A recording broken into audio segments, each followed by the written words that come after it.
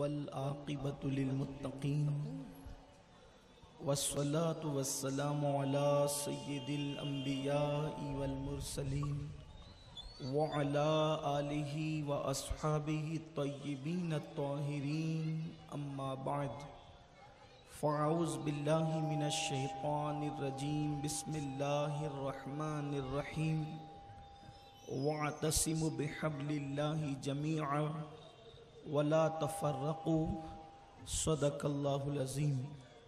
غوث اعظم بمن بے سرو ساما مدد قبلہ دین مدد کعبہ ایمان مدد انتظار کرم تست من عینی را اے خدا جو خدا بینو خدا داں مدد بگرداب بلا افتاد کشتی ضعیفانو شکستہ رات و پشتی بحق کے خواجہ عثمان ہارون مدد کن یا معین الدین چشتی مدد کن یا معین الدین چشتی مدد کن یا معین الدین چشتی۔ منبر پر رونق افروز لائق صد تکریم ذوی الاحتشام ذوی الاحترام باصفا علماء کرام عمائدین شہر اہلیان محلہ بالخصوص پیر طریقت صوفی ملت صوفی غلام رسول قادری صاحب وہ جملہ حاضرین پردہ نشین ماؤں اور بہنوں، السلام علیکم ورحمۃ اللہ وبرکاتہ۔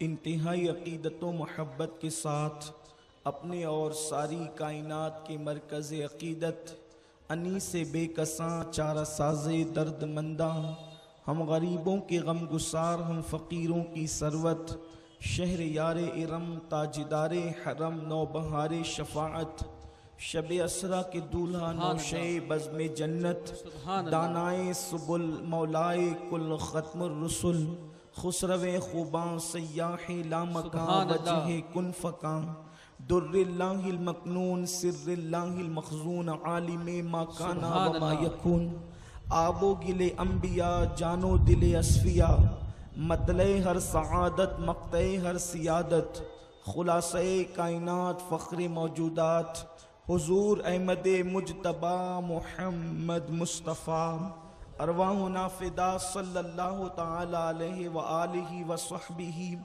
وبارک وسلم کی بارگاہ بے کس پناہ میں جس طریقے سے میں پڑھاؤں بلند آواز سے میرے ساتھ مل کر پڑھیں۔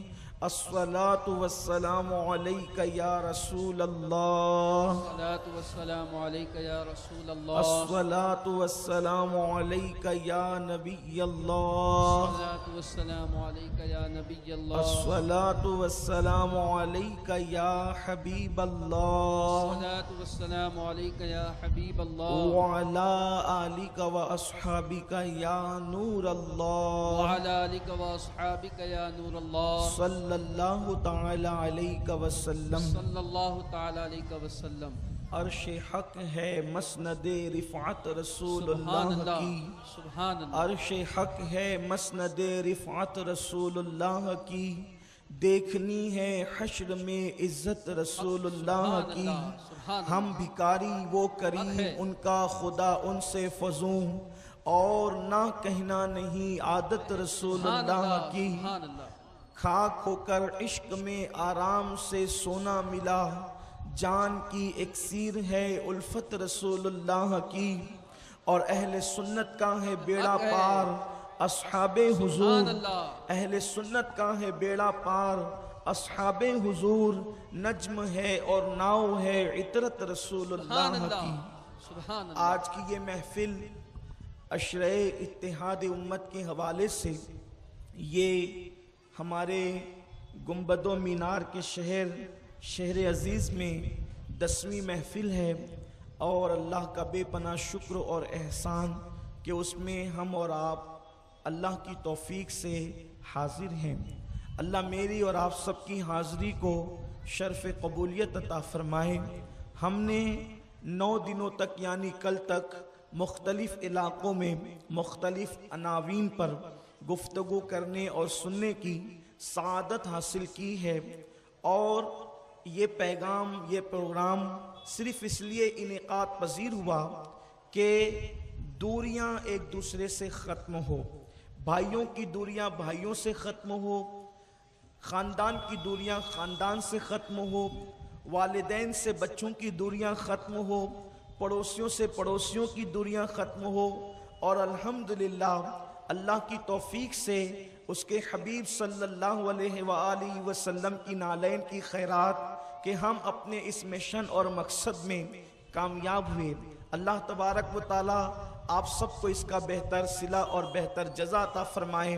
اب آئیں ہم اپنی گفتگو کو بہت اختصار کے ساتھ اتحاد امت کے حوالے سے مکمل کرنے کی سعادت حاصل کرتے ہیں۔ بڑا مشہور قول ہے حضور حافظ ملت رحمت اللہ علیہ کا کہ اتحاد زندگی ہے اور انتشار موت ہے۔ اتحاد کی اہمیت ہر دور میں رہی ہے، ہر زمانے میں رہی ہے، ہر عصر میں رہی ہے، لیکن جن حالات سے اس وقت پوری دنیا کے اندر امت مسلمہ دوچار ہے، اس دور میں اتحاد کی امت، اتحاد امت کی ضرورت، یعنی آپسی اتحاد کی ضرورت کچھ زیادہ ہی محسوس کی جا رہی ہے۔ لیکن اس کی کچھ شکلیں ہیں، اس کی کچھ شکیں ہیں، اس کی کچھ جو ہے وہ اس کے حوالے سے کوئی قاعدہ ہے، کوئی قواعد ہیں، اس کے حوالے سے اسلامی نظریات ہیں۔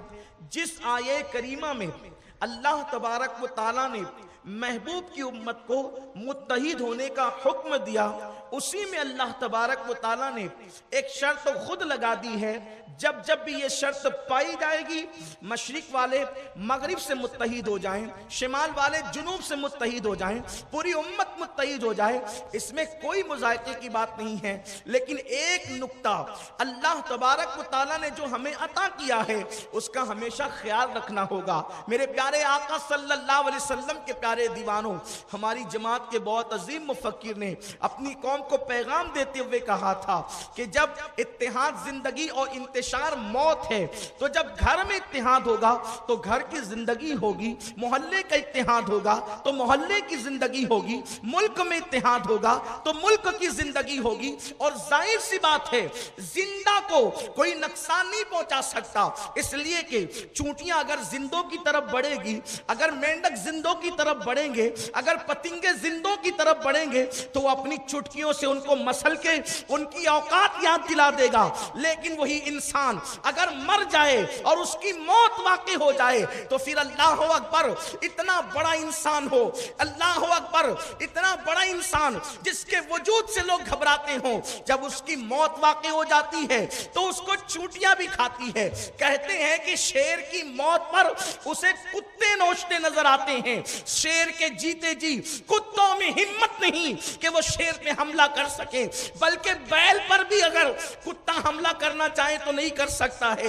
لیکن شیر مر جائے تو شیر کی موت کے بعد اس کو کتے نوچتے ہوئے نظر آتے ہیں۔ پتا چلا کہ موت کی وجہ سے اللہ اکبر ایک شیر ذلیل ہو جایا کرتا ہے۔ تب بتائیں کہ مسلمانوں کے اندر جب اتحاد نہیں ہوگا تو گویا کہ یہ ان کی موت ہے، اور جب موت ہو جائے تو شیر جیسے بہادر جانور کو بھی کتے نوچتے نظر آتے ہیں۔ اب پتا چلا امت مسلمہ کا پوری دنیا کے اندر یہ حال کیوں ہے۔ ہر ایک انسان، ہر دنیا کی باطل قوتیں مسلمانوں پر یوں ٹوٹ پڑی ہے جیسے بھوکا دسترخوان پہ ٹوٹ پڑتا ہے۔ اس کی وجہ کیا ہے؟ امت مسلمہ میں اتحاد نہیں ہے، امت کے اندر اتفاق نہیں ہے۔ دنیا اچھی طرح جانتی ہے جو قوم خود چھوٹی چھوٹی چیزوں پر ایک دوسرے کا گریبان تھام لے، یہ کسی کا کیا کر سکتے ہیں؟ میرے پیارے آقا صلی اللہ علیہ وسلم کے پیارے دیوانوں، یاد رکھنا، اپنے وجود کو باقی رکھنا ہے تو متحد ہونا پڑے گا۔ اگر اپنے تشخص کو باقی رکھنا ہے تو متحد ہونا پڑے گا۔ اپنی مسجدوں کے تحفظ کرنے ہیں تو متحد ہونا پڑے گا۔ اپنی خانقاہوں کی آبرو رکھنا ہے تو متحد ہونا پڑے گا۔ اپنی بیٹیوں کی عزت کی حفاظت کرنا ہے تو متحد ہونا پڑے گا۔ تعلیم و تعلم کے میدان میں اگر ہم اپنی شناخت بنانا چاہتے ہیں تو متحد ہونا پڑے گا۔ پڑے گا. اگر اپنی رزق اور روزی روٹی کو عزت کے ساتھ کما کر کے ہم آبرو کے ساتھ کھانا چاہتے ہیں تو متحد ہونا پڑے گا. اتحاد ہر دور کی ضرورت ہے, اتحاد ہر عصر کی ضرورت ہے, اتحاد ہر زمانے کی ضرورت ہے. لیکن آئیے اتحاد کا طریقہ کیا ہے؟ قرآن کہتا ہے وَاعْتَصِمُوا بِحَبْلِ اللَّهِ جَمِيعًا وَلَا تَفَرَّقُوا. اللہ اپنے بندوں کو اتحاد کے لیے پکار رہا ہے. اللہ کے بندو متحد ہو جاؤ, منظم ہو جاؤ. لیکن کس طرح سے؟ حبل اللہ کو پکڑ کر. اپنی طبیعت سے متحد نہ ہونا, اپنے انداز سے متحد نہ ہونا, اپنی فکر سے متحد نہ ہونا, اپنے انداز سے جو وہ اتحاد کی کوشش نہ کرنا. حبل اللہ کو پکڑو اور متحد ہو جاؤ. اس لیے کہ اللہ رب العزت نے ایک رسی دی ہے. اللہ تبارک و تعالیٰ نے حبل اللہ عطا کیا ہے. اس کو پکڑو گے, ظاہر سی بات ہے ایک رسی کو جتنے لوگ پکڑیں گے آپ کو کسی کو ملانے کی ضرورت نہیں ہے. رسی تھما دو, دنیا خود بخود متحد ہو جائے گی. تو اللہ فرماتا ہے تم سب متحد ہو جاؤ. کس طرح سے؟ اللہ کی رسی کو پکڑ لو. مثال کے طور پر سب لوگ منتشر بیٹھے ہوئے ہیں, ایک رسی پھینک دی گئی ہے, کہا جس کو شوق ہو رسی پکڑ لو. جنہوں نے رسی پکڑ لیا وہ تو متحد ہو گئے, کم سے کم پکڑنے میں تو متحد ہوئے. ان کے ہاتھ جو ہے وہ ایک ساتھ ہو گئے, ان کی طاقت ایک ساتھ ہو گئی, وہ سب ایک ساتھ ہو گئے. اب بات یہ ہے حبل اللہ کیا ہے؟ آخر وہ کون سی رسی ہے جس کو پکڑ کر اتحاد کا حکم دیا جا رہا ہے؟ فرقوں میں مت بٹو, اللہ کی رسی کو پکڑو. تو اس میں 3 قول ہے, اس میں 3 قول ہے. اللہ کی رسی کیا ہے؟ پہلا قول یہ ہے اللہ کی رسی کتاب اللہ ہے, یعنی قرآن کو پکڑ لو پوری امت متحد ہو جاؤ.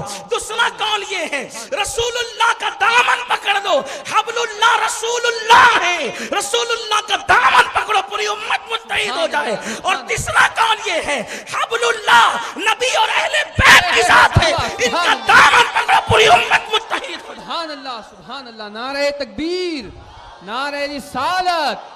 سبحان اللہ, سبحان اللہ. اب پتا چلا دامن رسالت ہمارے ہاتھوں میں آ جائے. قرآن و مصطفیٰ جان رحمت کا دامن, قرآن و اہل بیت کا دامن ہمارے ہاتھوں میں آ جائے, ہم متحد ہو جائیں گے, اتحاد کی صورتیں پیدا ہو جائے گی. میرے پیارے آقا علیہ السلام کے پیارے دیوانوں, اگر آپ پہلا قول مراد لے کے قرآن ہے, قرآن پکڑ لو, قرآن تھام لو, تو قرآن بھی تو یہی کہتا ہے کہ نبی کی ایسی تعظیم کرو کہ جہاں سب کی تعظیموں کی حدیں ٹوٹ جائیں وہاں سے نبی کی تعظیم کا آغاز ہوتا ہے. میرے پیارے آقا علیہ السلام کے دیوانوں, قرآن نبی کو صرف ایمان ہی نہیں قرار دیتا بلکہ جان ایمان قرار دیتا ہے. اللہ کی سرتابہ قدم شان ہے یہ, انسان نہیں, انسان وہ انسان ہے یہ. قرآن تو ایمان بتاتا ہے انہیں, ایمان یہ کہتا ہے میری جان ہے یہ. مسلمانوں کی سب سے بڑی قوت عشق رسول ہے, محبت رسول ہے, تعظیم رسول ہے. اب پتہ چلا محور کا نام مصطفیٰ جان رحمت ہے, مرکز کا نام مصطفیٰ جان رحمت ہے. حضور کا دامن پکڑو پوری امت متحد ہو جائے. میرے آقا صلی اللہ علیہ وسلم کے دیوانوں, دراصل سب سے بڑا المیہ یہ ہے کہ آج ہر بندہ یہ کہہ رہا ہے میرے مولانا کی بات مانو. میں کہتا ہوں ابھی میرا مولانا چھوڑ دو, ابھی یہ کہو میرے مولا کی بات مانو, میرے مولا کی بات مانو, میرے مولا کی بات مانو.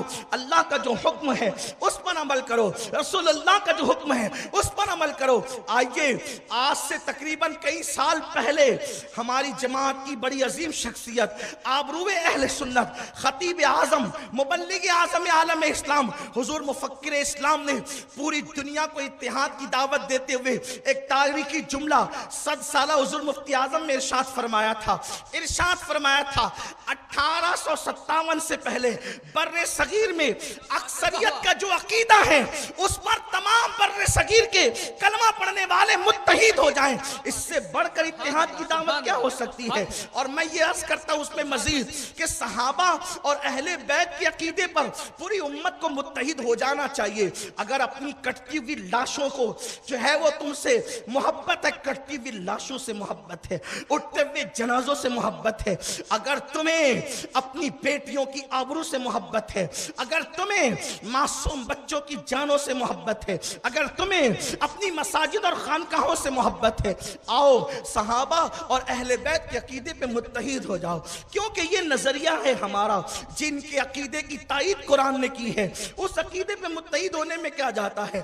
انگریز آ کر لڑا گئے، انگریزوں کی فکر پہ لعنت کریں اور وہ سارے عقائد جو انگریزوں کی آمد کے بعد بکھیرے گئے ہیں اس پہ لعنت کرتے ہوئے صدیق اکبر کے عقیدے کی طرف آ جائیں، فاروق اعظم کے عقیدے کی طرف آ جائیں، عثمان غنی کے عقیدے کی طرف آ جائیں، مولا علی کے عقیدے کی طرف آ جائیں، سعد و سعید طلحہ و زبیر کے عقیدے کی طرف آ جائیں، اہل بیت اطہار کے عقیدے کی طرف آ جائیں، غوث و خواجہ کے عقیدے کی طرف آ جائیں۔ کتنا عظیم وہ عقیدہ ہے جس میں تعظیم ہی تعظیم ہے، محبت ہی محبت ہے، احترام ہی احترام ہے۔ آپ کہیں گے کہ آخر اتحاد امت کے لیے رسول اللہ کی تعظیم کو قرآن نے کیوں شرط قرار دیا ہے اور آپ اس کو شرط کیوں قرار دے رہے ہیں؟ میں اس لیے یہ بات کر رہا ہوں کہ جو قوم کلمہ پڑھانے والے رسول سے محبت نہیں کر سکتی وہ قوم کسی سے محبت نہیں کر سکتی۔ اگر آپ کو پیغام محبت دینا ہے تو سب سے پہلے لوگوں کے دلوں میں رسول اللہ کی محبت پیدا کی جائے۔ جب محبت رسول پیدا ہوگی تو انسان خود بخود اس کا دل نرم ہوگا، اس کے دل کے اندر امت رسول کے لیے محبت پیدا ہوگی۔ اور کتنی محبت پیدا ہوگی آج میں آپ کو بتاؤں۔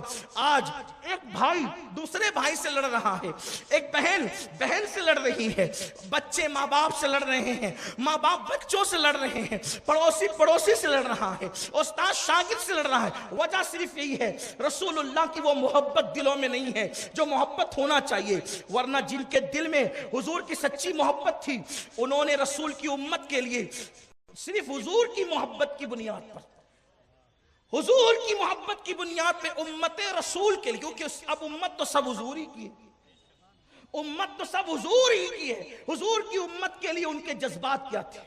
آج تمہارے دل امت محمدیہ کے لیے جو محبتوں سے خالی ہو گئے، پڑوس میں اگر کافر رہے اسلام کہتا ہے اس کے ساتھ بھی اچھا سلوک کر، حتیٰ کہ اسلام یہ کہتا ہے کہ جس بس میں تم سفر کر رہے ہو اگر اس سفر میں بازو کی سیٹ پر کوئی کافر مرد یا عورت بیٹھا ہے تو وہ بھی تمہارا پڑوسی ہے، اگر تم نے اس کے ساتھ حسن سلوک نہیں کیا تو قیامت میں اللہ کی بارگاہ میں جواب دینا ہوگا۔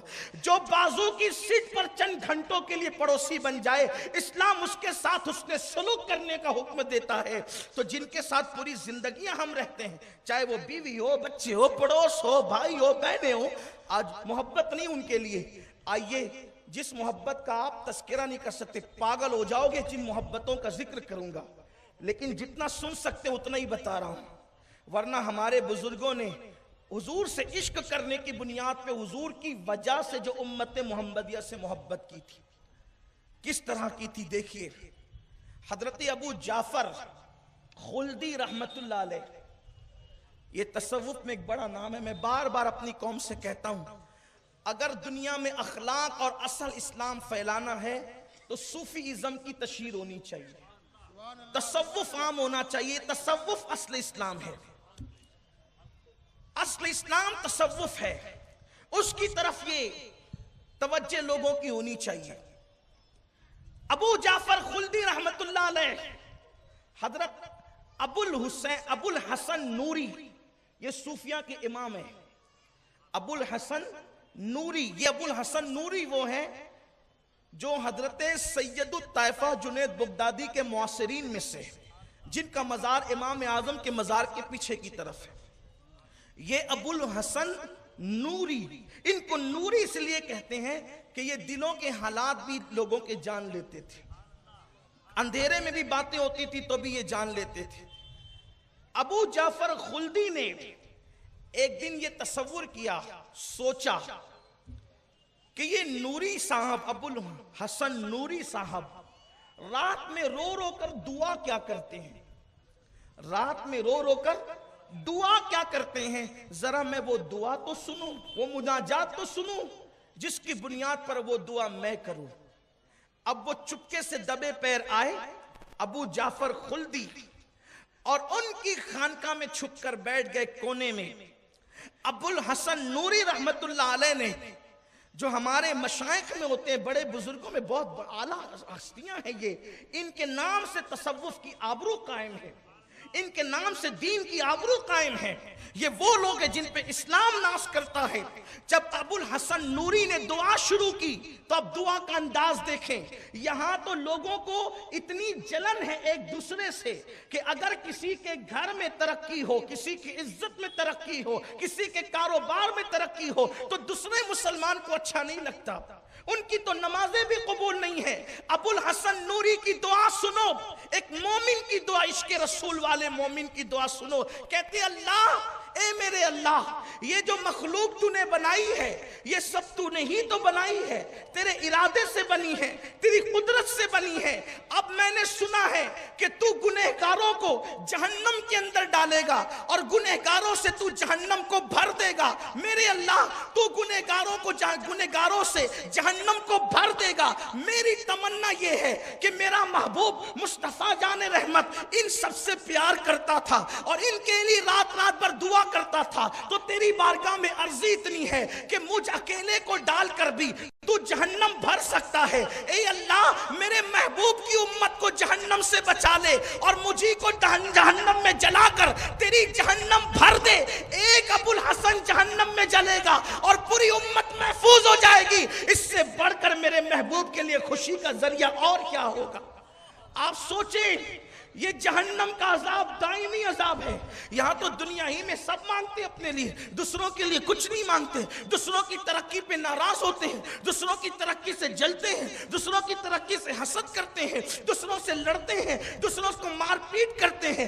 آج کل کے نوجوان چھوکروں کا حال تو یہ ہے, تھوڑی سی طاقت آ جائے تو ان کے ہاتھ میں چھری چکو ہے. میں پوچھتا ہوں, طاقتور مرد وہ نہیں ہے جو لوگوں کو مار کے زخمی کر دے. طاقتور مرد وہ ہے جو کسی پر شفقت کا ہاتھ رکھ دے. اللہ اکبر. حضرت ابو الحسن نوری رحمت اللہ تعالیٰ علیہ اپنے آپ کے لیے کہتے ہیں, مولا مجھ سے جہنم بھر دے اور تیرے حبیب کی امت کو بچا لے, تیرے محبوب کی امت کو بچا لے. حضرت ابو جعفر خلدی نے سوچا, یہ مناجات, خود جہنم میں جانے کی بات ہے اور دوسروں کو جہنم سے بچانے کی بات ہے. کہتے یہ مناجات. پریشان ہو کر نکلے, اپنے گھر گئے, لیٹ گئے, آنکھیں بند ہو گئی. غیب سے ندائی, ابو جعفر. ابو الحسن نوری کی یہی ادا تو ہمیں پسند ہے. وہ دوسروں کا بھلا چاہتا ہے, اپنے پہ دوسروں کو ترجیح دیتا ہے. اس وجہ سے ہم نے اس کو جنتی قرار دیا ہے. یہی ابو الحسن نوری ہے. بغیر ایثار کے اتحاد کی کوئی صورت نہیں. اور یاد رکھنا, لوگ لڑنے کو ہنر سمجھتے ہیں, لیکن ایک بات اچھی طرح یاد رکھنا, لڑنا تو کتوں کو بھی آتا ہے. اگر آپ نے اپنی ذات کے لیے لڑائی کی تو کتے سے بڑا کوئی کام نہیں کیا. لیکن اللہ والوں کی شان یہ ہے کہ لڑنے والوں کو مسکرا کر ٹال دیں. جانوروں میں صلح کی طاقت نہیں ہے. صلح کی طاقت صرف اللہ نے حضرت انسان کو عطا کی. معاف کرنے کی طاقت اللہ نے حضرت انسان کو دی ہے, اور انسان وہی ہے جو لوگوں کو معاف کرتا ہے. جس میں معاف کرنے کی عادت نہیں ہے وہ لڑتا ہی رہتا ہے, اس کی طبیعت ہی میں لڑنا ہے. تو پھر اس میں اور کتے میں کوئی زیادہ فرق نہیں ہے. یہ صفت کتوں کی ہے. لڑنا بند کرو, جھگڑے بند کرو, فساد بند کرو. یہ کتے کی صفت ہے. ایثار اور قربانی اللہ کے بندوں کی صفت ہے, انسان کی.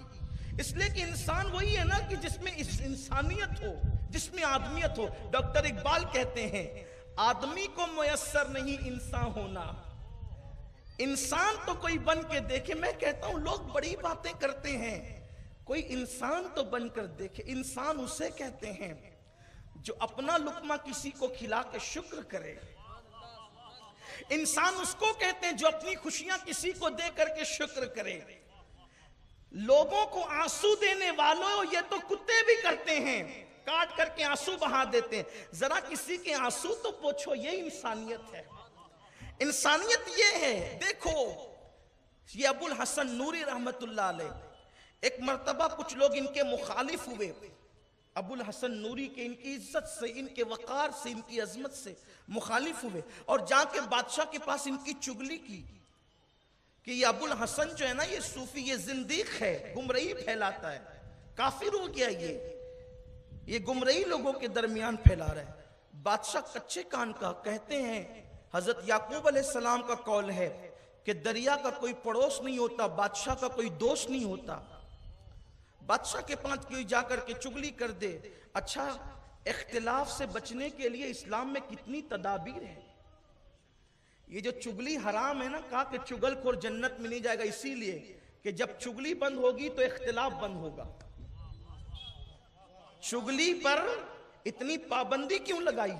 کیونکہ چگلی کہتے ہیں ادھر کی بات ادھر کرنے کو، تو ادھر کی بات ادھر نہیں ہوگی تو جھگڑا کیسے لگے گا؟ فرمایا چگل خور رات بھر نمازیں پڑھے تو بھی جنت میں نہیں جائے گا۔ چگلی کی اسلام اتحاد امت پر ہم نے کبھی غور ہی نہیں کیا۔ غیبت سے کیوں روکا گیا؟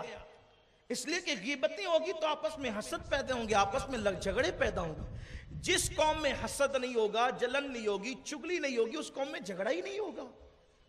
اور جہاں جھگڑا ہوگا وہاں ان کا روب قائم نہیں رہے گا۔ قرآن کہتا ہے جس دن تم منتشر ہو گئے اللہ تمہاری ہوا اکھاڑ دے گا، ہوا اکھڑ جائے گی تمہاری۔ متحد رہو، اتحاد آپس میں قائم رکھو۔ تو شیخ ابو الحسن نوری رحمت اللہ علیہ کے خلاف بادشاہ نے لگا دیا، بادشاہ پر انہوں نے لگا دیا کہ یہ تو زندیق ہے، کافر ہے، اور یہ ہے اور وہ ہے اور وہ ہے۔ بادشاہ نے جلاد کو حکم دیا کہ یہ ابو الحسن نوری اور ان کے دو ساتھی ہیں رقام اور ابو حمزہ، ان دونوں کو بھی قتل کرو، یعنی تینوں کو ایک ساتھ قتل کرو۔ اب یہ وہ لوگ اللہ والے، ان کے ہاتھ میں رسی باندھ دی گئی، پیروں میں بیڑیاں ڈال دی گئی، اور ان کو لے کر کے چلے جلاد قتل کرنے کے لیے۔ تینوں کو بٹھا دیا۔ مسلمانوں دیکھنا اہل عشق کے نزدیک کس طریقے سے امت کی محبت ہے، امت کے لیے پیار ہے۔ دراصل جب عشق رسول گیا تو محبتیں ہی چلی گئی، پیار ہی چلا گیا۔ بنیاد ہے عشق رسول، ہر چیز کی بنیاد ہے عشق رسول، محبت رسول ہر چیز کی بنیاد ہے۔ اس کو چھوڑو گے تو کچھ ہاتھ میں نہیں رہے گا، کچھ نہیں بچے گا۔ ابو الحسن نوری کو، رقام کو، ابو حمزہ کو، تینوں کو بٹھایا۔ پہلے رقام، پھر اس کے بعد ابو حمزہ، پھر اس کے بعد ابو الحسن نوری۔ جلاد تلوار لے کر کے آیا، اور اس طرف تو اب کوئی تھا نہیں، یہ تینوں ہی تھے قطار میں بیٹھے ہوئے، پبلک کا مجمع تھا۔ جیسی جلاد تلوار لے کر کے آیا، تیسرے نمبر سے ابو الحسن نوری اٹھے اور رقام کے آگے جا کر کے بیٹھ گئے۔ اب بتائیں کہ جلاد کے ہاتھ میں تلوار ہے، جلاد قتل کرنے کے لیے آیا ہے، تو پہلے تو ہونا چاہیے نا۔ لیکن ابو الحسن نوری کا طریقہ یہ ہے کہ وہ اپنے دوست سے پہلے جا کر کے بیٹھ گئے۔ اب جلاد نے تلوار روک لی۔ اس کی وجہ یہ ہے کہ جب مشک کہیں ہوگا اعلان کرے گا کہ میں ہوں، مشک کہیں ہوگا، وہ منبر پر ہو، وہ زمین پر ہو، وہ مسجد میں ہو، وہ محراب میں ہو، کمینگی چھپتی نہیں، اصلیت چھپتی نہیں۔ اس لیے ابو الحسن نوری جب بازو میں آگے آ کر کے بیٹھے، جلاد کی تلوار رک گئی۔ جلاد نے کہا ابو الحسن پہلے رقام کی باری تھی، تم یہاں آگے آ کر کے بیٹھے، کیا تلوار سے بھی کوئی پیار ہوتا ہے؟ تلوار سے بھی محبت ہوتی ہے؟ ارے تو دور بیٹھا تھا، تیری چند سانسیں زیادہ ہو سکتی تھی۔ ابو الحسن نے فرمایا یہ میرا بھائی ہے، دوست ہے میرا، اس کے ساتھ میں اٹھتا ہوں بیٹھتا ہوں، میرا مسلمان بھائی ہے۔ میں نے سوچا مرتے مرتے چند سانسیں اپنے بھائی پہ قربان کر دوں، مرتے مرتے چند سانسیں اپنے بھائی پہ ایثار کر دوں، اس لیے کہ دنیا کی ایک سانس آخرت کی 1000 سانس سے بہتر ہے، کیونکہ دنیا جو ہے یہ دارالعمل ہے اور آخرت دارالجزا ہے، وہاں قربانی نہیں ہے، وہاں ایثار نہیں ہے۔ تو سوچا جاتے جاتے اپنی چند سانسیں اپنے بھائی پر قربان کر دوں، اس سے پہلے میں چلا جاؤں تاکہ یہ چند سانسیں مجھ سے زیادہ لے لے۔ کہتے ہیں کہ حقیقت دل پر اثر کرتی ہے، دل پر حقیقت نے اثر کیا۔ جلاد کی تلوار رک گئی، اس نے بادشاہ کو ساری کیفیت بتائی. جن کو زندیق کہہ رہے تھے ان کی تو تقوی کا حال یہ ہے کہ وہ تو اپنے بھائی پر سانسیں بھی نثار کرنے کو تیار ہے. وہ تو اپنے بھائی پہ سانسیں بھی نثار کرنے کو تیار ہے. بس اتنا سننا تھا. بادشاہ نے کہا مجھے غلطی ہوئی ہے. سارا معاملہ قاضی کے سپرد کر دیا اور آگے کی جو باتیں ہوئی اینڈ اس کا اس پر ہوتا ہے کہ قاضی تک جب بات پہنچی تو قاضی نے کہا کہ ان اللہ والے جو اتنی عارفانہ باتیں کرتے ہیں اگر یہ زندیق ہے تو دنیا میں پھر کوئی مسلمان نہیں ہو سکتا. یہ ہے ان لوگوں کی زندگی جو اپنی سانسیں بھی دوسروں پہ اثار کرتے تھے. آج تو حال یہ ہے کہ کھانے کے لیے اگر شادی میں جمع ہوتے تو ایک دوسرے کو دھکم دھکا کرتے. اتنی سوچ گر چکی ہے مسلمانوں کی کہ اگر کھانے کے لیے جمع ہوں گے تو وہاں بھی جھگڑا کریں گے. شادی میں پہلے میں بیٹھوں گا اور پہلے میں. کہاں وہ فکر گئی کہ دوسروں کو کھلا کر کے تم بھوکے رہتے. شادیوں میں لڑتے ہو کہ پہلے میں بیٹھوں گا اور پہلے میں بیٹھوں گا. اسلامی فکر گئی ہے تم سے, اسلامی سوچ گئی ہے تم سے, اخلاق گیا, کردار گیا. انسانیت کی جو تعلیم اللہ کے رسول لے کر آئے تھے وہ چلی گئی. اللہ کے رسول صلی اللہ علیہ وسلم نے صدیوں سے لڑنے والی قوم کو جن کے باپ داداؤں سے جنگ منتقل ہوتے ہوئے چلی آ رہی تھی, سرکار نے ان کو شیر و شکر بنا دیا تھا. وقت ختم ہو رہا ہے, بس اب اپنی گفتگو کو اینڈ کی طرف لے جاتے ہوئے دیکھو دنیا آج مسلمانوں سے اس لیے نفرت کر رہی ہے کہ مسلمانوں میں نبی کا اخلاق ختم ہو گیا یا کم ہو گیا. کوئی کیسی بھی گفتگو کرے ہمارا انداز اچھا ہونا چاہیے. اپنی ذات کے لیے پہلی بات سیکھ لیجئے کہ اپنی ذات کے لیے لڑنا نہیں. گالی دینے والے کو مسکرا کے دعا دینا یہ تو اپنے نبی کی سنت ہے. تو کیا یہ سنت صرف تقریروں میں ذکر کے لیے ہے؟ کبھی اس پر عمل بھی ہوگا؟ دانت توڑنے والوں کو ہدایت کی دعا دینا یہ صرف تقریر کے لیے اور نعرے کے لیے, کبھی اس پہ عمل بھی ہوگا؟ پیٹ پہ پتھر باندھ کر دوسروں کو کھلانا یہ صرف تقریروں کے لیے, کبھی اس پہ عمل بھی ہوگا؟ سب کا کھا کر ہڑپ کر کے ڈکار نہ لینے کی جن کی فکر ہو وہ رسول اللہ کے وارث بنیں گے, وہ حضور کے مشن کے وارث بنیں گے. حضور علیہ الصلوۃ والتسلیم کی اصل وارث وہ ہیں جو رسول اللہ صلی اللہ علیہ وسلم کے دیے ہوئے اخلاق, کردار اور حضور علیہ السلام کی تعلیمات پر عامل ہیں. روٹی کے ٹکڑوں کے لیے لڑتے ہو, بوٹیوں کے لیے لڑتے ہو, اپنی عزت کے لیے امت کو لڑاتے ہو. اللہ کے رسول علیہ السلام نے فرمایا جو میری امت میں پھوٹ ڈالے وہ شیطان کی ذریت سے ہے. تم نے امت کو لڑا دیا. کیوں یہ بات نہیں کرتے کہ حضور کو ایسے مانو جیسے حضور کے صحابہ مانتے تھے؟ حضور کی ذات نقطہ اتحاد تھی, ان کو مناظرے کا عنوان بنا دیا. اس بے عیب ذات میں لوگوں نے عیب نکالنے شروع کر دیے, اس لیے کہ ہماری پیٹ کی آگ جلتی رہے. پیٹ کی آگ اللہ اکبر جو بجھنے کا نام نہیں لیتی ہے, بڑھتی رہے. کردار کیا ہے, کیریکٹر کیا ہے, کبھی سیکھا؟ جرت کیا ہے؟ اخلاق, جرت, جواں مردی, بے باکی, ہمت, یہ سب چیزیں تو ہمیں دی تھی اللہ کے رسول نے. آؤ دیکھو کیا کردار تھا. ایک بہت بڑے بزرگ ہیں حضرت ابو العباس مرسی, یہ گروہ صوفیہ کے امام ہیں شیخ ابو العباس المرسی. ایک یہودی ان کی خانقاہ میں آیا, یہودی آیا خانقاہ میں, اس لیے کہ خانقاہوں کے دروازے تو سب کے لیے کھلے رہتے, بلکہ اس کو خانقاہ اسی لیے کہتے ہیں کہ جس کا کوئی سہارا نہیں ہے وہ آ جائے پناہ گاہ خانقاہ میں. اور وہاں لنگر بھی جو تقسیم ہوتا ہے وہ بغیر مذہب کی تفریق کی تقسیم ہوتی ہے. سرکار غریب نواز رحمت اللہ علیہ کے یہاں جو لنگر ہوتا ہے آفیشیلی لنگر غریب نواز کا, سرکاری لنگر غریب نواز کا سرکاری, اس میں کبھی گوشت کی ملاوٹ نہیں ہوتی, صرف اس لیے کہ ایک طبقہ ہندوستان کا گوشت کو پسند نہیں کرتا. اگر گوشت ڈال دیں گے تو لنگر مخصوص ہو جائے گا مسلمانوں کے لیے اور دوسری قوم اس کو کھا نہیں سکے گی. تو کہا ہم کھانا مخصوص کرنے نہیں آئے ہیں، ہم تو سب کو کھلانے آئے ہیں، اور یہ پیغام اللہ کا ہے۔ ابراہیم علیہ السلام 12 میل دور جا کر کے لوگوں کو پکڑ پکڑ کے لا کے اپنے دسترخوان پہ کھلاتے تھے۔ ایک مرتبہ دسترخوان بچھایا تو ایک کافر آ گیا، کافر آ گیا۔ ابراہیم علیہ السلام نے اس کو بیٹھنے کے لیے نہیں کہا، اس کو کہا تو کافر ہے، جا، تو کافر ہے، جا یہاں سے۔ اللہ نے ابراہیم سے کہا ابراہیم ایک بار میرا بندہ ہے کافر لیکن ہے تو میرا بندہ، ہائے ہائے انداز تو دیکھیں، کافر ہے لیکن ہے تو میرا بندہ، ایک بار تیرے دسترخوان پہ آئے تو نے نہیں کھلایا، دھکے دے کے بھگا دیا۔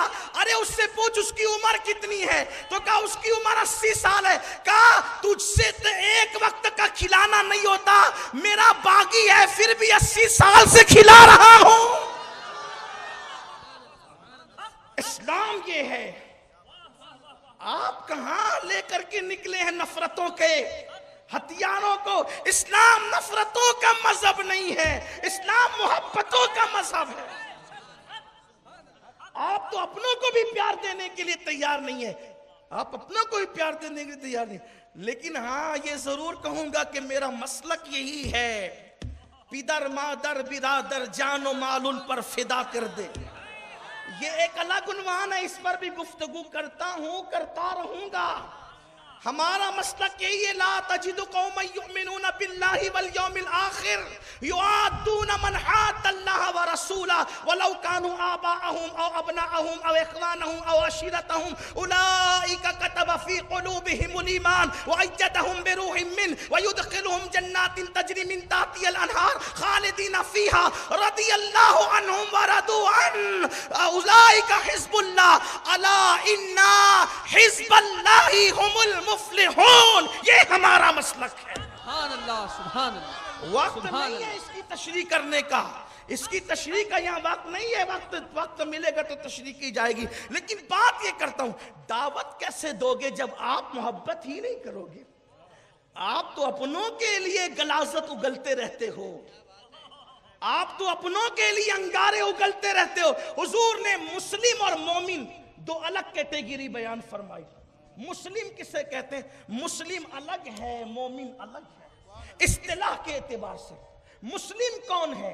حضور کہتے ہیں، بخاری مسلم کی متفق علیہ حدیث ہے، حضور کہتے ہیں مسلم وہ ہے جس کے ہاتھ سے اور جس کی زبان سے لوگ محفوظ رہیں، وہ مسلم ہے۔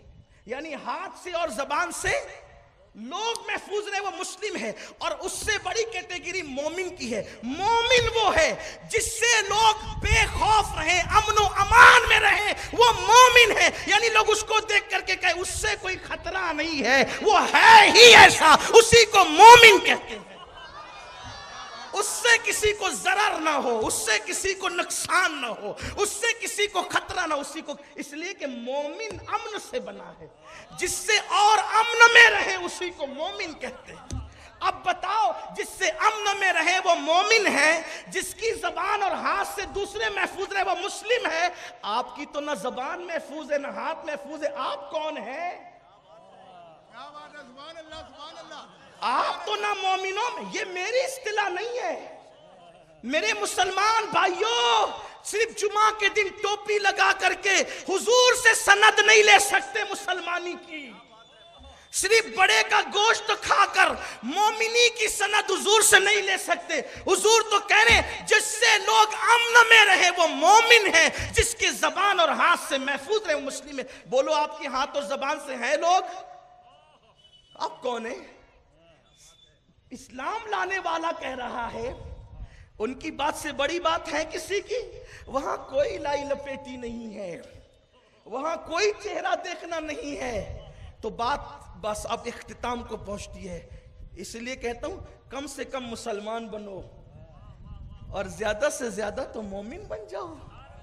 لوگ دیکھ کے کہ ان سے کوئی مسئلہ نہیں۔ اب دیکھو مومنوں کے پاس لوگ جاتے تھے تو کیسے لوگ تیڑے مومنوں کے پاس ہی ہوتے ہیں، کیونکہ پتہ ہوتا ہے نا ان کے پاس کوئی ٹینشن نہیں، یہ امن والے لوگ ہیں۔ غریب نواز، بختیار کاکی، صابر کلیر، محبوب الہی، مخدوم سمنانی، برکت اللہ عشقی، عبد الواحد بالگرامی، یہ سب امن والے مومن. اب ابو العباس مرسی کے پاس ایک یہودی ہے. کون آیا؟ یہودی. آپ تو دیکھ کر کے ناک چڑھاتے ہو نا, وہاں خانقاہوں میں یہودی بھی آتے تھے. آیا یہودی. اچھا آگے بھی کہتا کیا ہے؟ آگے کیا کہتا ہے؟ ابو العباس مجھے استنجا لگی ہے. استنجا, پیشاب لگی. بچے بھی چھوٹے سمجھ جائیں. کبھی کبھی میں بہت ہلکی یعنی کہ آسان زبان اس لیے استعمال کرتا ہوں کہ چھوٹے بچے بھی سمجھ جائیں. استنجا لگی ہے, پیشاب لگی ہے. ابو العباس جیسے پیر طریقت سے کہہ رہے, شیخ طریقت سے, مجھے پیشاب لگی ہے. شیخ ابو العباس مرسی نے کہا بھائی جاؤ استنجا کھانا بنا ہے, کر لو پیشاب. اب اگر ہم سے کوئی کہنا پیشاب لگی ہے تو ہم کہیں گے کہ میں ہی ملا تھا یہ پوچھنے کے لیے. یہ حال ہے. ہر چیز کو نگیٹو لیتے ہیں, ہر چیز کو پوزیٹو, جیسے کہ ان کے خون میں ہی نہیں ہے. ہر چیز دیکھیے. ارے اگر ہم سے کوئی پانی بھی مانگ لینا, کہیں میں ملا تھا پانی, میں علامہ ہوں, شیخ طریقت ہوں, خطیب ہوں, سید صاحب ہوں, فلاں صاحب, میں پانی دوں. نبیوں کا امام کہتا ہے حوض کوثر پہ میں نے تمہیں پلانا. پلانا اعلیٰ صفت لوگوں کا کام ہے. اور ہمارے نبی نے تو فرمایا کہ جب کسی قوم کو پلاؤ تو تم آخری میں پیا کر. ساقی قوم آخری میں پیا کرے, ساقی قوم آخری میں پیا. کیا تعلیم ہے رسول اللہ کی, کہاں پہنچا دیا ہم نے. قسم سے کہتا ہوں جس دن یہ تعلیم بے نقاب ہوگی, ہر فرد بشر اس کے دامن میں آنے کی کوشش کرے. انقلاب آئے گا. اس تعلیم کو ہم تو کرو, عمل نہیں کرتے. شیخ ابو العباس مرسی نے کہا پیشاب لگی ہے. شیخ ابو العباس مرسی سے کہا پیشاب لگی ہے. کہا بھائی جائیے, وہ طہارت خانہ موجود ہے خانقاہ میں, جائیے اندر. وہ اندر گیا, دیکھ داکھ کے باہر آیا. کہا کہ کیا ہوا؟ اب خود ہی پوچھ بھی رہے ہیں ابو العباس مرسی, پوچھ کیا ہوا؟ اب پانی نہیں ہے اندر, اندر پانی نہیں ہے آپ کے طہارت خانے میں. کہا ٹھیک ہے پانی کا انتظام کر دیتے ہیں, فارغ ہو جاؤ حاجت سے. اب اس کا انداز دیکھیں. شیخ ابو العباس مرسی سے اس نے کہا میں پانی سے طہارت نہیں کروں گا, میں پانی سے استنجا نہیں کروں گا. ابو العباس میں پیشاب کروں گا تیری داڑھی پر, مجھے استنجا کرنا ہے تیری داڑھی پر, اور تجھے طہارت دینی اپنی داڑھی کے ذریعے سے. اللہ والے تو روشن ضمیر ہوتے تھے, صاحب کشف ہوتے تھے, جانتے ہیں کہ آگے کا حال کیا ہے. لیکن طبیعت میں اخلاق بھی ہے. جب ابو العباس مرسی سے کہا نا کہ تیری داڑھی سے استنجا کروں گا, جواب سنیں, جواب سنیں, منہ ٹیڑھا نہیں, چہرے پہ بل نہیں, کہتے خوشا. جملہ سنیں, خوشا, ہائے خوشی کا وقت. ابو العباس کی داڑھی اس قابل تو ہوئی کہ کسی کو استنجا کرا سکے. جب یہ جملہ کہا نا ابو العباس کی داڑھی اس قابل تو ہوئی کہ کسی کو استنجا کرا سکے. حاضر ہوں. اس نے کہا اب حاضر کیا ہوتے ہو, ہاتھ بڑھاؤ اور اسلام میں داخل کرو, کیونکہ میں نے توریت میں یہ بات پڑھی تھی کہ جو رسول اللہ کے سچے نائبین اور جانشین ہوں گے ان کا اخلاق ایسا ہی ہوگا. میں پیشاب کرنے نہیں آیا تھا بلکہ تیرا کردار چیک کرنے آیا تھا. اب میں مسلمان ہونا چاہتا ہوں اور اسلام میں داخل ہونا چاہتا ہوں. یہ ہے ہمارے بزرگوں کا اخلاق و کردار. اتحاد اس طرح قائم ہوتا ہے, لوگوں سے دل اس طرح ملتے ہیں. اب میں چونکہ 10 دن پورے گزر گئے, 5 منٹ بچے, وقت پر گفتگو ختم کرنا ہے. 10 نکات میں لکھ کر کے لایا ہوں, اب اس کو غور سے سن لیں آپ, اور اس کے بعد گفتگو ختم. اللہ تعالیٰ میری بہنوں کو آپ سب کو جزائے خیر دے. ہر دن آپ نے بڑھ بڑھ کر پروگرام میں شرکت کی. موسم بارش کا رہا, ٹھنڈی کا رہا, گرمی کا رہا, جیسا بھی رہا آپ شریک ہوئے. یہ آپ کی محبتیں ہیں, یہ کبھی بھلائی نہیں جائے گی. یہ محبتیں کبھی بھلائی نہیں جائے گی, فراموش نہیں کی جائے گی. میں نے بارش والے دن کہا تھا کہ ہمیں ابن زیاد والے ہزاروں نہیں چاہیے, ہمیں کربلا والے 72 چاہیے.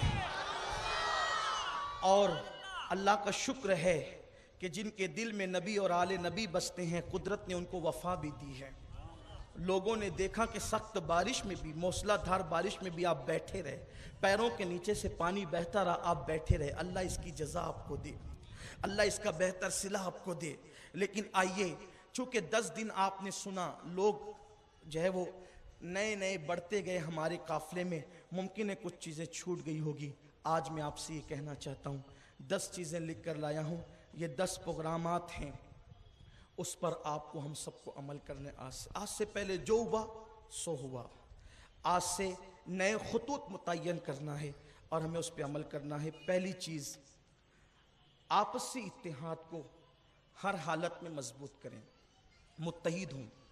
متحد ہونے کا طریقہ یہ ہے، اپنے آپ کو گرا لیں، اپنے آپ کو گرا لیں، اپنے آپ کو کمتر سمجھ لیں، اور خود سے جا کر غلطی کسی کی ہو صلح آپ کریں. غلطی کسی کی ہو صلح آپ کریں. بھائی بھائی سے صلح کریں، بہن بہن سے صلح کرے. اس لیے کہ ہمارے نبی صلی اللہ علیہ وآلہ وسلم فرماتے ہیں کہ کسی مسلمان نے کسی مسلمان سے 3 دن بعد بند کر لی تو نہ اس کا فرض قبول ہے نہ اس کا نفل قبول ہے. خود سے جاؤ. میرے نبی نے فرمایا جو صلح کے لیے آگے بڑھے گا وہ جنت میں بھی پہلے داخل ہوگا. صلح کرو، آپس میں خاندان میں صلح کرو، اس کا خیال کرنا. دوسری بات، محلے میں صلح کرو ایک دوسرے سے. میں یہ نہیں کہتا برادریاں چھوڑ دو، میں یہ نہیں کہتا سلسلے چھوڑ دو، میں یہ نہیں کہتا تجارتیں چھوڑ دو. میں یہ کہتا ہوں جو چھوڑ نہیں سکتے اس کو چھڑوانا بھی نہیں ہے. برادریوں کو سروں پہ رکھ کر، سلسلوں کو سر آنکھوں پہ رکھ کر ایک دوسرے کے دل ملاؤ، ایک دوسرے سے قریب آؤ، محبتیں دو، محبتیں تقسیم کرو. بابا فرید الدین گنج شکر نے فرمایا کہ کانٹوں کے مقابلے میں کبھی کانٹے مت بچھانا ورنہ زمین کانٹوں سے بھر جائے گی. یاد رکھنا ظلم کرنے والا ہمیشہ شرمندہ رہا ہے اور محبت دینے والا ہمیشہ سر اونچا رہا ہے. آپ نے سنا ہے نا، حر جو ہے میرے امام کو قید کرنے آیا تھا. حر امام کو قید کرنے آیا تھا.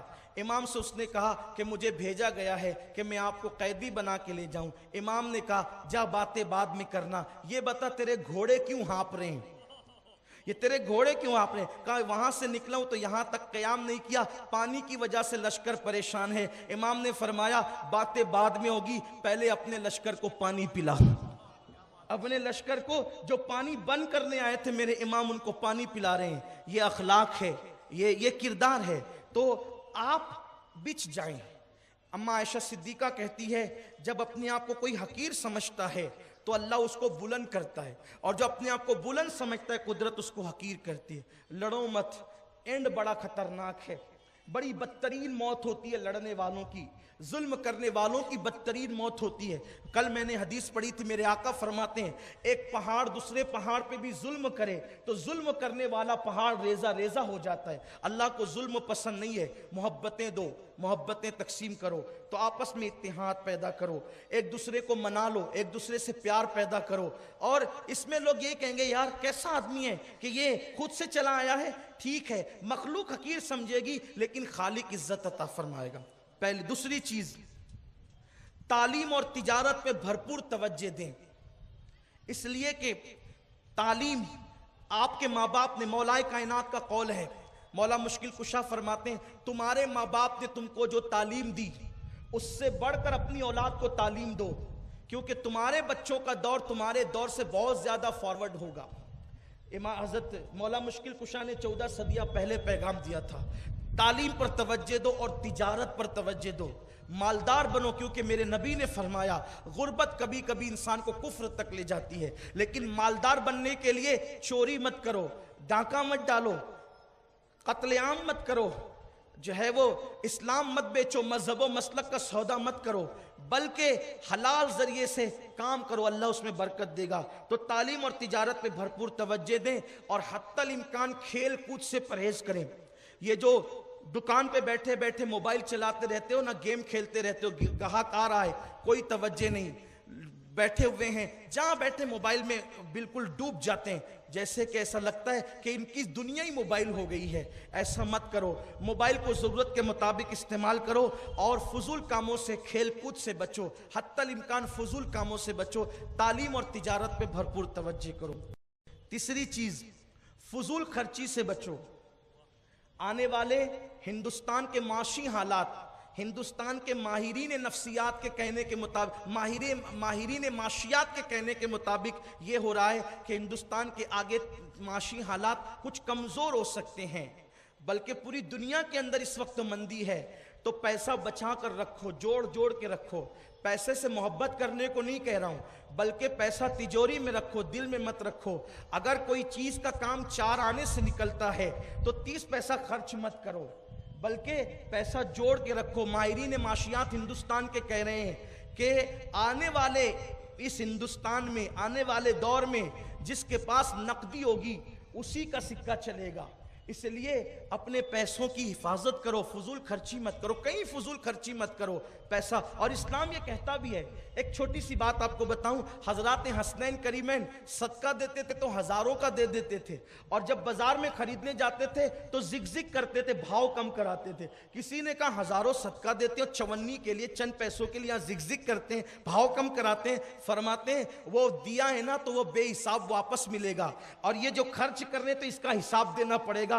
تو جس کا حساب دینا ہے وہاں ہم حساب سے خرچ کرتے ہیں, اور جو بے حساب ملنا ہے وہاں بے حساب خرچ کرتے ہیں. تو اپنی ذات پر حساب سے خرچ کرو, بہت احتیاط سے کام کرو. اس کے بعد چوتھی چیز, پانی کا استعمال کرو بہت احتیاط کے ساتھ. ہندوستان کے ٹی وی چینل بھی اور ماہرین بھی یہ بات کہہ رہے ہیں کہ 2030 تک ہمارا ملک قحط سالی میں رہے گا, ایسا لوگوں کا کہنا ہے.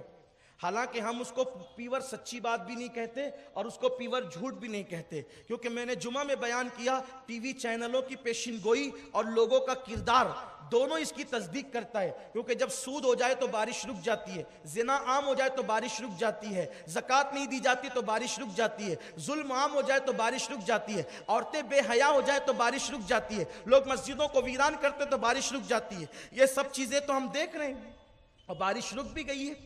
اور راجستھان میں کا حال یہ ہے, سوکھا پڑا ہے. چنئی کے حالات یہ ہیں کہ ابھی کچھ ہفتے پہلے چنئی کے اندر لوگ اعلان ہو گیا تھا آفسیں بند ہو گئی, گھر بیٹھ کے کام کرو, آفسوں میں پانی تک نہیں ہے. ابھی یہ حالات ہیں, آگے کے کیا حالات ہوں گے. تو آپ کے پاس پانی ہے, پانی بچاؤ, اس لیے کہ آپ کے چند قطرے کسی کی زندگی کے کام آ سکتے ہیں. اور ویسے یہ اسلام کے خلاف نہیں, اللہ کے رسول نے فرمایا وضو کرو تو بھی پانی ضائع مت کرو. اس لیے کہ اللہ کے رسول سے پوچھا کہ حضور جہاں پانی کی کمی ہے وہاں, یا جہاں پانی کی جو ہے وہ پانی کی کثرت و اجازت ہے. حضور فرماتے ہیں دریا کے کنارے بھی وضو کرو تو بھی وضو میں پانی ضائع نہیں کر سکتے, پانی ضائع کرنا حرام ہے. اس لیے یہ جو بچے نل کھول دیتے ہیں, آپ جو ہے وہ شاور کے نیچے آدھے گھنٹے تک کھڑے رہتے ہیں, جس نعمت کی ناقدری کرو گے اس نعمت کے لیے ترسو گے. یہ بات اچھی طرح یاد رکھنا, ہر دن یکساں نہیں رہتے, اس لیے پانی کو احتیاط سے استعمال کرو. پانی کا ایک ایک قطرہ, ایک ایک قطرے کی حفاظت کرو, پانی کو ضائع مت کرو. اللہ کی یہاں ایک بات اور مجھے پیاری یاد آتی ہے یار, جو پانی بادل آسمانوں سے برستا ہے, زمین سے نکلتا ہے, اس پانی کا اسلام اتنا احترام کرنے کا حکم دیتا ہے, تو انسانی خون کے احترام کرنے کا انسان کتنا حکم دیتا ہوگا. انسانی خون کتنا قیمتی ہے. تو پانی بھی احتیاط سے خرچ کرو. اس کے بعد اپنے گھروں کو, اپنے محلوں کو صاف ستھرا رکھو, کیونکہ صفائی آدھا ایمان ہے. یہ نہیں کہ اپنے گھر کا کچرا کسی کے آنگن میں لا کے ڈال دیا. اپنے گھر خود صاف رکھیں, اپنا آنگن خود صاف رکھیں, صفائی آدھا ایمان ہے. اور جہاں صفائی نہیں ہے وہ ایمان کا تصور کیا ہو سکتا ہے. اس کے بعد چھٹی شک جو ہے وہ یہ ہے کہ اگر آپس میں جھگڑے ہو جائیں, اللہ نہ کرے, پہلے تو لڑو مت, اور اگر کبھی جھگڑا ہو جائے تو اپنے جھگڑے کو, گھر کے جھگڑے کو گھر میں ختم کرو, محلے کے جھگڑے کو محلے میں ختم کرو, کسی پہ کیس مت کرو. اپنے جھگڑے جو ہے وہ کچہری تک مت لے جاؤ. یار پولیس والے بھی تو انسان ہے, وہ ہم ہی میں سے ہے, ان کا ٹینشن ہم کیوں بڑھاتے ہیں, ان کو بھی تو کچھ آرام سے رہنے دیں. اگر آپ لوگ چھوٹی چھوٹی بات میں تھپڑ مارا, کیس, اس نے یہ کہہ دیا کیس, اس نے وہ کہہ دیا کیس, تو اپنے جھگڑے اپنے محلے میں ختم کرو. کیا آپ کے محلے میں اتنے عزت والے لوگ نہیں ہیں کہ ان کی بات کوئی مان سکے؟ محلے میں ایک ایسا گروپ بنے ہر محلے میں کہ جو سب کے جھگڑے کو غیر جانبدارانہ طور پہ نپٹائے اور کیس کم سے کم ہو تاکہ ججوں پر بوجھ کم ہو، پولیس والوں پہ بوجھ کم ہو، اپنے جھگڑے طلاق سے متعلق بالخصوص اپنے گھروں میں بیٹھ کر کے مسئلے حل ہوں، اس پہ کیس نہیں ہونا چاہیے، کھوٹی کا دعویٰ نہیں ہونا چاہیے۔ جس شخص نے، جس شوہر نے بیوی کو پیر کی جوتی سمجھ کے نکال کے پھینک دیا، اب ہماری بیٹی کی غیرت کے خلاف ہے کہ اس کے پاس جا کر کے بھیک مانگے، بلکہ ہمارے یہاں طریقہ یہ ہے کہ جس نے آپ کو کسی قابل نہ سمجھ کر جوتی کی طرح نکال کے پھینک دیا، آپ اس سے یکسر تعلق توڑ کر کے، اللہ رب العزت نے اجازت دی ہے عدت گزار کر پھر شان کے ساتھ کسی شریف گھرانے میں نکاح کریں اور اپنی عزت کے ساتھ خود جیے۔ اس پلید کی رقم پر جینے کی آپ کو ضرورت نہیں ہے، آپ کو مطالبہ کرنے کی ضرورت نہیں ہے۔ جتنے فیصلے محلوں میں ہوں گے، گھروں میں ہوں گے، آپ کی عزت بھی بچے گی، ججوں کا ٹینشن بھی بچے گا، اس لیے کہ وہ بھی ہمارے ملک کا ایک حصہ ہے، ہمیں ان کی آرام کا بھی سوچنا چاہیے، ان کی بھی کچھ خیر خواہی کرنی چاہیے۔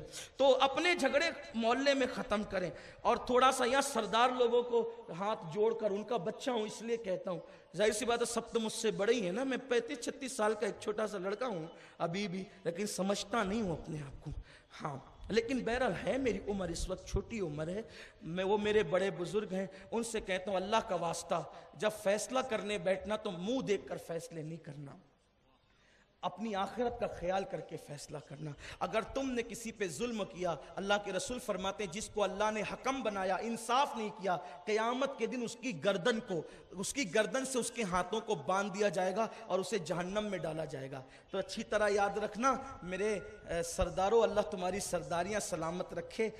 فیصلہ کرنے سے پہلے قدرت کے کٹھیرے کا تصور کر لینا کہ قدرت کے سامنے تم کو بھی کھڑا ہونا ہے۔ غریبوں کو دباؤ مت، امیروں کو، مالداروں کو دیکھ کر کے فیصلہ مت کرو، جو حق ہو کسی کے بھی خلاف فیصلہ، اگر فیصل بنے ہو تو جس کے بھی خلاف فیصلہ کرنا پڑے حق کی طرف فیصلہ کرنا۔ میں اس پر بھی بات عرض کر سکتا تھا، حدیث پڑھ سکتا تھا، لیکن ٹائم نہیں ہے، البتہ اتنا ضرور کہوں گا، بس ایک چھوٹی سی بات۔ ایک مرتبہ مولائے کائنات پر ایک یہودی نے مقدمہ دائر کر دیا، مولائے کائنات آئے تو آنے کے بعد جج ان کو دیکھ کر کے کھڑا ہو گیا، کیونکہ جج بنایا تھا مولا مشکل کشا نے، فرمایا تیرے ہاتھ سے فیصلہ نہیں کروانا، جو فریق کو دیکھ کر کھڑا ہوتا ہے وہ فیصلہ حق کیا کرے گا؟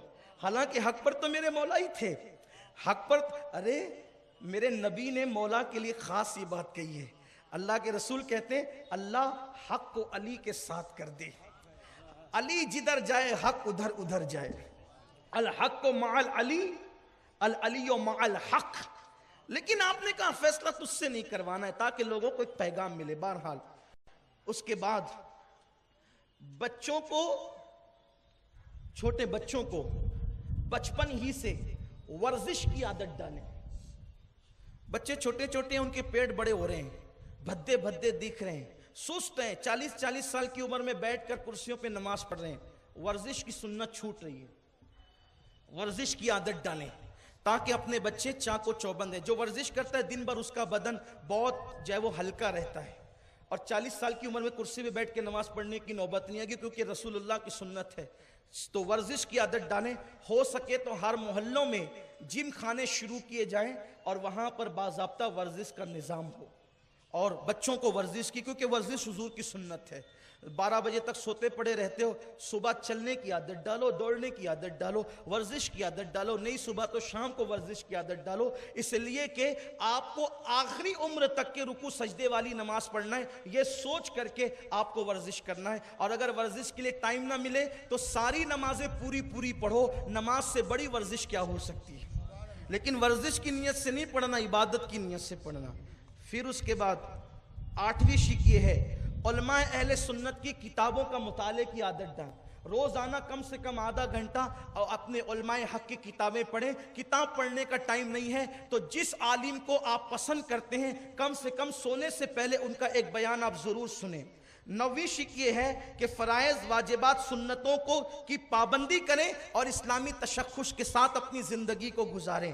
اور 10ویں اور آخری شک یہ ہے کہ جس ملک ہندوستان میں رہتے ہیں اس ملک کے ساتھ وفاداری کریں اور ملک کے خلاف جو بھی تحریک اٹھے یا ملک کے خلاف کوئی بھی بندہ اٹھے آپ کو اس کا سپورٹ نہیں کرنا ہے, اس کا ساتھ نہیں دینا ہے, کیونکہ یہ ملک ہندوستان ہمارا ہے اور یہ ہندوستان کے ساتھ وفاداری کرنا یہ ہمارے بزرگوں کی تعلیمات ہے. کیونکہ اس ہندوستان میں کسی کی عمارت ہوگی, کسی کی دکان ہوگی, کسی کا مکان ہوگا. ہندوستان میں ہمارا غریب نواز ہے, ہندوستان میں ہمارا نظام الدین ہے, ہندوستان میں ہمارا صابر کلیر ہے, ہندوستان میں مخدوم سمنا ہے. جو ہندوستان سے بغاوت کرے گا وہ ملک سے بغاوت بعد میں ہوگی, پہلے غریب نواز کے ساتھ بغاوت ہوگی. اس لیے اپنے ملک کے ساتھ کبھی بغاوت کا تصور نہیں کرنا. کوئی تحریک اٹھے, کوئی فرد اٹھے, اگر وہ ہمارے ملک کے خلاف اٹھتا ہے ہم اس کو جوتے کی نوک پہ مار دیں اور ملک کے ساتھ ویسے ہی وفا کریں جیسے فضلیہ خیر آبادی نے کی تھی, ملک کے ساتھ ویسے ہی وفا کریں